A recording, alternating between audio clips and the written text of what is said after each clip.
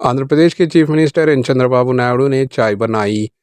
पड़ोसी रियासत आंध्र प्रदेश के chief minister free gas scheme के आगाज़ के मौके पर रियासत आंध्र प्रदेश के श्रीकाकुलम ज़िले में एक खातून के घर पहुंचकर फ्री गैस सिलेंडर फराहम किया और अपने हाथों से खुद चाय बनाकर उन लोगों को पेश की, जिसकी वीडियो काफ़ी वायरल हो रही है। टीडीपी के चाहने वालों ने काफ़ी तादाद में इसकी सताइश कर रहे हैं। Bureau report, HN news.